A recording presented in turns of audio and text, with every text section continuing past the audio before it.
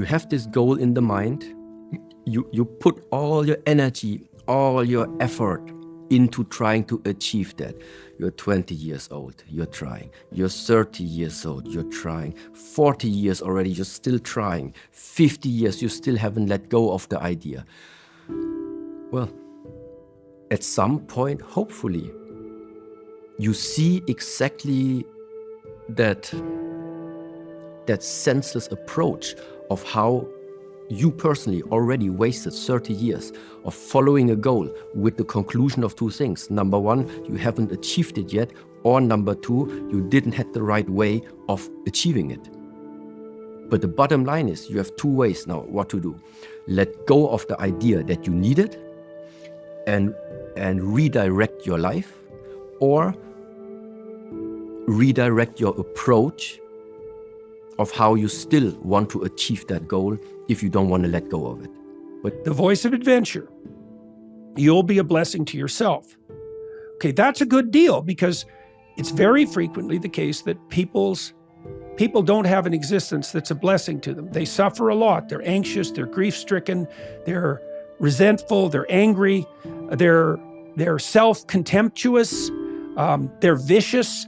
There's all sorts of ways that their existence is not a blessing to them. So the offer that the voice of God as adventure makes to Abraham is that if you follow this pathway of adventure, your life will you'll start to experience your life as a blessing. So that's a good deal. Just that alone, if that was true, that might be good enough to motivate you, right? To think that's okay, that's the pathway forward to self-acceptance, let's say, or something like a sophisticated self-esteem. But that's not the whole offer. The second offer is you'll become known among your peers and validly.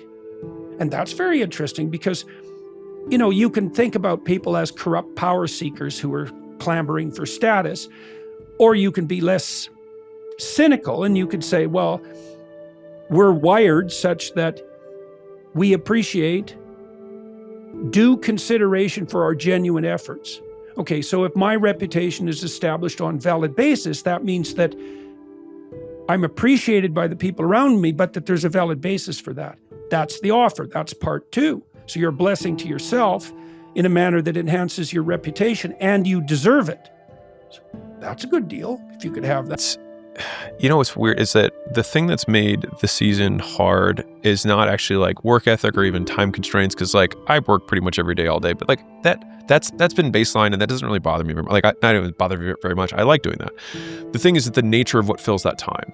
And so like if I have all the things that are not work that are related to work that I must do as a result so that I can get back to doing the work I like doing. Like me writing a book is the most is my favorite thing in the entire world. Us doing these podcasts is some of the best moments that I get to have in my life.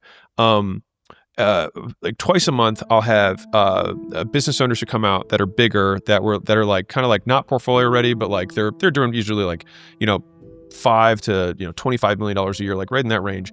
And I spend a whole day with those 10 businesses, and it's like. And I tell them, I'm like, this is the fucking best. Like, I love this. This is my favorite thing in my entire life.